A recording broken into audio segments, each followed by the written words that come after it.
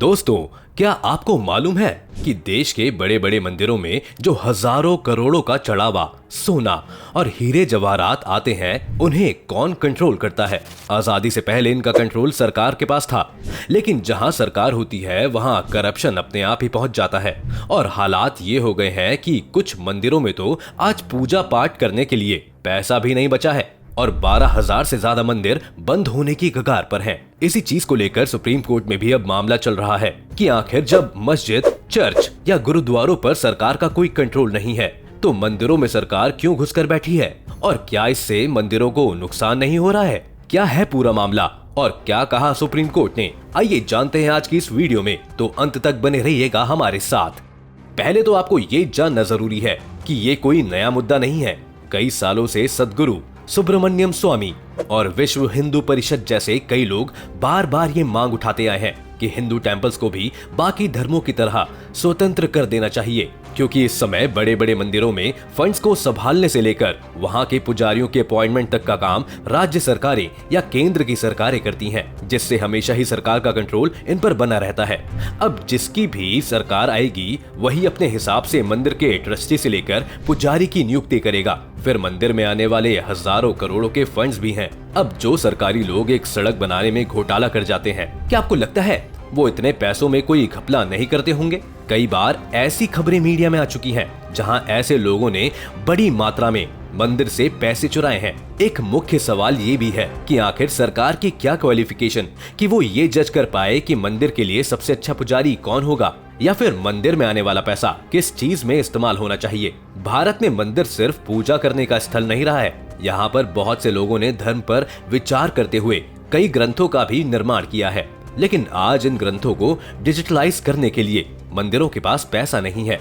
अब खुद ही सोचिए ये कैसे हो सकता है। तो अब समझते हैं ये होता कैसे है। इसके लिए हमें जानना होगा Hindu religious and charitable endowments act यानी HRCE पर, जो सरकार को ये राइट देता है कि वो इन मंदिरों में एडमिनिस्ट्रेटिव कंट्रोल ले सके। एडमिनिस्ट्रेटिव कंट्रोल का मतलब है कि सरकार मंदिर के पूजा पाठ में इंटरफेयर नहीं करेगी, लेकिन उसकी सिक्योरिटी से लेकर उसके फंड्स तक का सारा कंट्रोल सरकार के पास रहेगा।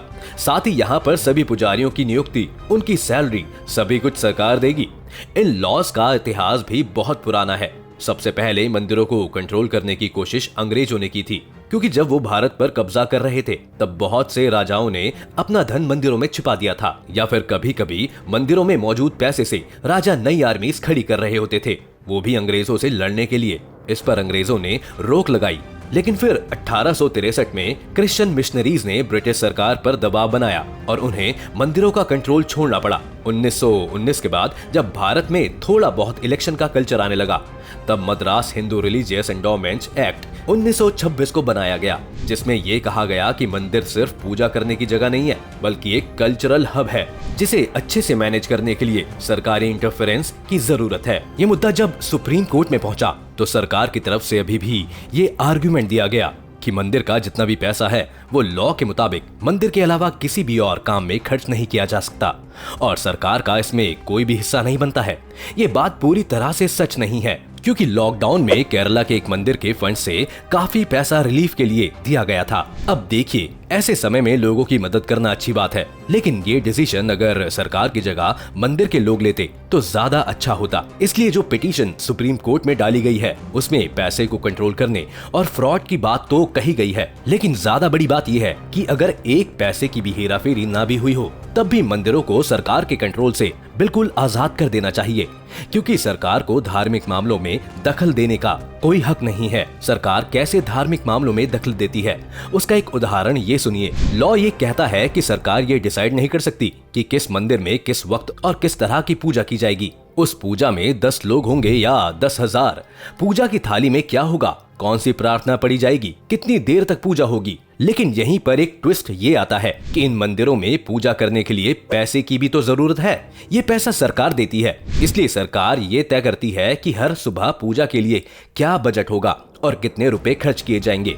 इसका मतलब कि अगर सरकार चाहे तो बजट को कम कर सकती है, इससे पूजा का समय भी घट जाएगा। यानी कागजों पर तो मंदिर इंडिपेंडेंट है, लेकिन असल में नहीं। अब सुप्रीम कोर्ट में इस केस की दलील पर चलते हैं। सुप्रीम कोर्ट में इस केस की सुनवाई 2 जजेस का एक बैच कर रहा है, जिसमें भारत के चीफ जस्टिस उदय उमेश ललित और सीनियर जस्टिस रविंद्र भट्ट शामिल हैं। इस पिटीशन को दिल्ली के पूर्व बीजेपी प्रवक्ता अश्विनी उपाध्याय ने फाइल किया है और उनकी तरफ से इस केस को senior advocate Gopal Shankara Narayan represent कर रहे हैं। सुप्रीम कोर्ट में जो पहला आर्गुमेंट पिटीशनर के लॉयर की तरफ से दिया गया है वो ये था कि सरकारों की मिसमैनेजमेंट के कारण इस वक्त 15,000 मंदिर बंद होने की कगार पर हैं, क्योंकि ये काफी बड़ा इल्जाम था। इसलिए इस पर चीफ जस्टिस ने उनसे पूछा कि क्या उनके पास कोई ऐसा डॉक्यूमेंट है जो उनकी इस बात को प्रूव करे। इसके बाद आगे सुप्रीम कोर्ट ने कई और सवाल पूछे, जैसे कि उन्हें इस बात की तरफ ध्यान दिलाया कि इन मंदिरों में जो चढ़ावा आता है वो हजारों करोड़ों का है, यानी इनका स्केल बहुत बड़ा है। क्या इसके स्केल को देखते हुए यहाँ पर सरकार की जरूरत नहीं है, क्योंकि इतने सारे पैसों को प्राइवेट बॉडीज के भरोसे क्या छोड़ा जा सकता है। ऐसे ही कुछ सवाल और थे जिनके जवाब अभी पिटीशनर्स को अगली सुनवाई में देने हैं। इसके अलावा राज्य सरकारों ने भी इस बहती गंगा में हाथ धोते हुए ये पॉइंट सामने रखा कि जब तक ये मंदिर सरकार के कंट्रोल में है, सरकार इस बात का ध्यान रख पा रही है कि यहाँ पर कोई डिस्क्रिमिनेशन ना हो, हर धर्म या जाति के लोगों को मंदिर में एंट्री मिले और साथ ही साथ मंदिर का ट्रस्टी सिर्फ ब्राह्मण ना हो, हर जाति के लोगों को इस पोजीशन में काम करने का पूरा मौका मिले।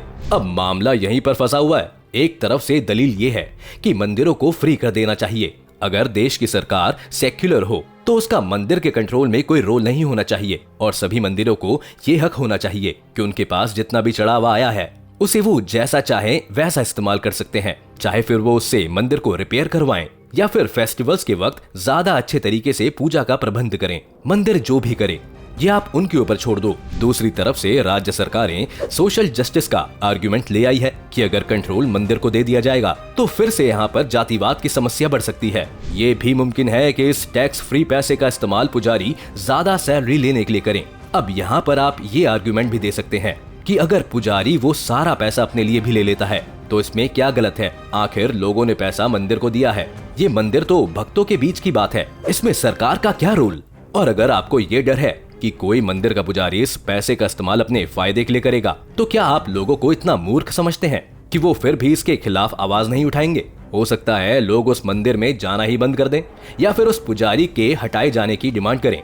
बात जो भी हो, अंत में यही निकल कर आती है कि ये मामला धर्म, आस्था, मंदिरों और लोगों के बीच का है और इसमें सरकार का रोल कुछ समझ में नहीं आता है। हाँ, अगर सरकार को इस मामले में कुछ करना ही है तो वो मंदिरों को एक ऐसा एडमिनिस्ट्रेटिव सिस्टम बनाने में सरकार मदद कर सकती है जिसमें उन्हें मंदिर चलाने में दिक्कत ना हो। सरकार का एडमिनिस्ट्रेटिव एक्सपीरियंस जब मंदिरों को मिलेगा तो वो शायद बेहतर फैसले ले पाएंगे। आपको क्या लगता है, क्या सरकार को मंदिरों का कंट्रोल छोड़ देना चाहिए? हमें कमेंट्स में बताएं। उम्मीद है आपको आज की इस वीडियो से काफी कुछ सीखने को मिला होगा।